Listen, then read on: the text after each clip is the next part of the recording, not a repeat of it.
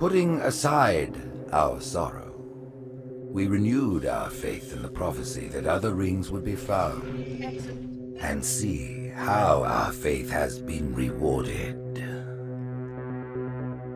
The Covenant used to be the main threat, and it was a MacGuffin in the original Halo series because the real threat was the Forerunner legacy and the Flood itself. The Forerunners have been the source of so much mystery throughout the Halo franchise. It was something that was just fascinating to us. So far it's been a lot of stumbling into their belongings. You know, like we found Halos. And now we found something more. We found the Prometheans. There's a degree of animalistic fierceness that maybe you didn't see in previous games. The conditions and the context are what pit a hero and antagonist against each other. For this game, we're going to get to see a lot of complexity to their civilization. From their worldview, what they're doing has to make sense. Trying to figure out ways to tell that story without interfering with the shooting aspect of it has been a really challenging thing. We've gotten glimpses of this Forerunner presence that was kind of always there, open as to whether it would ever erupt. And it did. We're trying to really take game systems and manipulate them and give them emotional coloring and context. We wanted to create something that could stand alone and be an enemy that is just as challenging, just as engaging as the Covenant has been in the past for Halo. A lot of that initial discussion was around if you had this incredibly evolved race and they were well beyond humanity, the Covenant, what would that look like?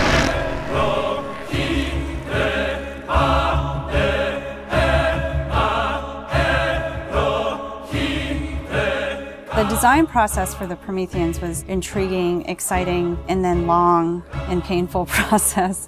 I think just because everyone was so invested in what they wanted out of them. How do you imply something strong, something vertical, something different? And how could we actually have a global logical language out of that Forerunner philosophy? Anybody who's played Halo goes, okay, Forerunners is the silvery angular stuff with blue lights across it.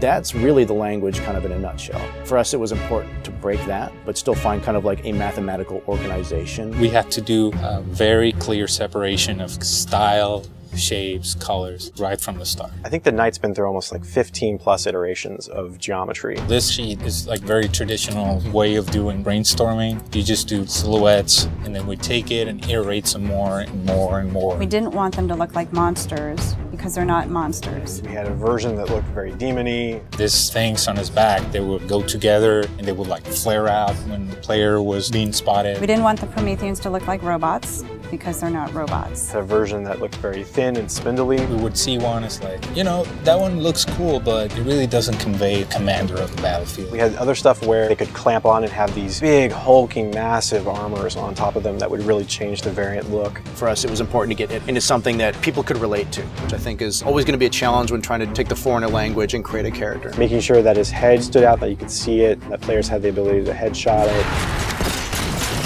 It falls also onto animation. They're able to bring these guys alive and make it feel believable and plausible and still be very fast and lethal. Locomotion didn't look heavy enough at one point, so we scrapped everything and did it all again. The Knight's like 12 feet tall, so if it doesn't feel heavy and menacing as it's walking around and doesn't intimidate the player, then we're not doing our job. There were not a lot of real-life elements that we could take. There are joints there, some of them are not physically connected. They're holed up with the space in between them, which is some of the features that the architecture has, which is big, massive buildings like floating, defying gravity.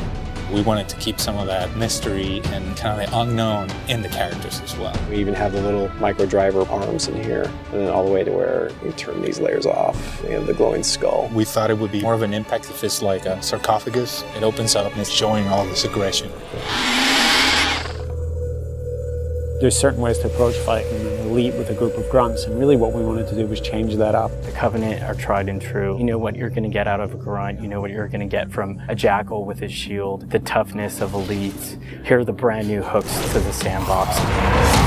Prometheans are made up of the Knights, the Watchers, and the Crawlers. One of the big focuses for us in the design of the Forerunners was to have these different enemy classes that would be able to work together. Having this dissection so that when the player went into combat, he's sort of tactically evaluating which order to take guys out. They don't act independently of each other. You put any combination of them together, and the strategy you need to engage with them is really different. There are a variety of Knight classes.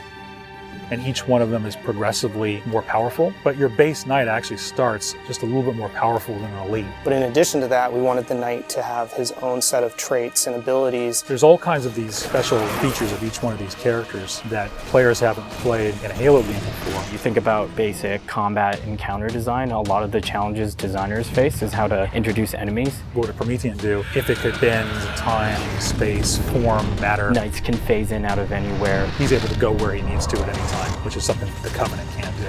Heads up! Crawlers can walk on walls, walk on ceilings. If a knight shield bursts, crawlers will come rushing at you and try and like melee the player to get more aggressive. These certainly slot into that grunt style combatant.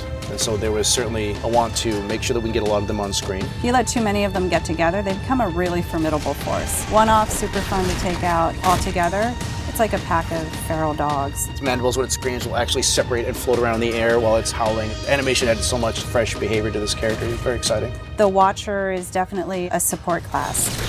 One of the things we wanted to do with the Forerunner characters was constantly have them mix up their tactics and make the player react to it.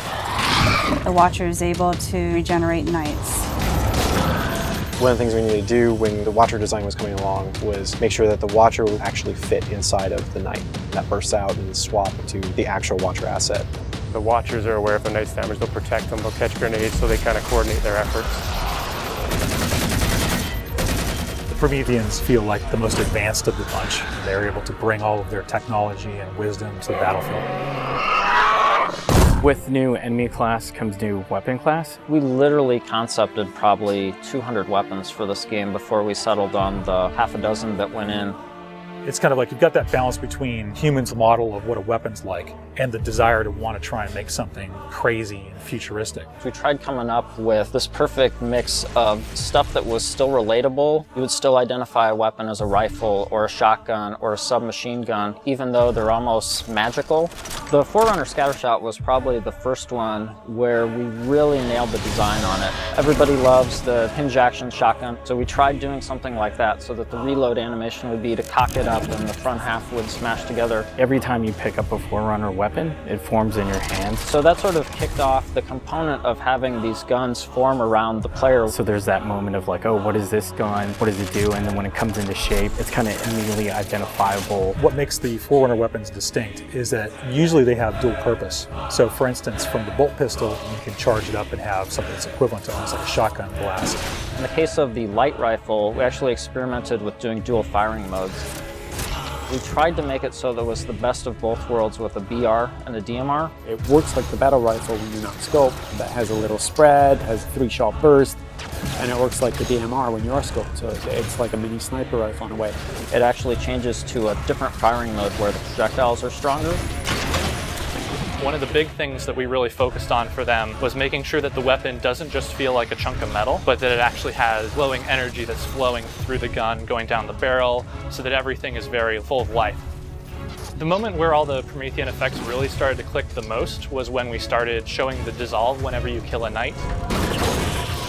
That was really when we started to feel, yes, this is something cool, this is something unique, and something that we haven't really seen before. This is an early prototype of the Knight E-Res. As the sphere expands, you see the particles are birthed, and everything in the red region you see will be the crack and the erode. When you shoot and kill the knight, the actual point on the body where you did the damage is where the dissolve starts. So if you shoot from his foot, he will de-res from the point of his foot up. The end result, when we blow up a knight, they dissolve, proving that the technology works.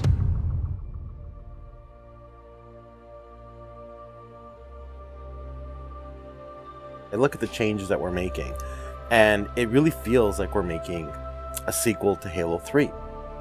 And that's exactly what we're setting out to do. We have the Covenant from previous games. We have the UNSC. We had all these things to take from, like, all right, we can make a new take on this, but we had zero information to some of this Forerunner stuff. We're not just on a Halo, we're on a whole planet now.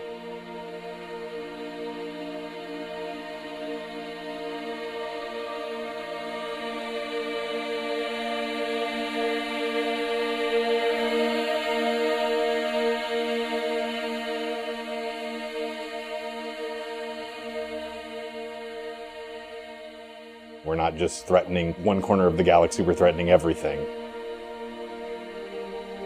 We're listening to the fan feedback. We're incrementally evolving different aspects of the game design, but there's nothing really revolutionary. And I think that's important, because I think really good design is evolutionary, not revolutionary. And I think at some points we got in our heads with this game that we're just going to make another Halo. I don't think that's what people want. They may think they want that, but what they really want is something that speaks to the things that they love, but then provides them with something new.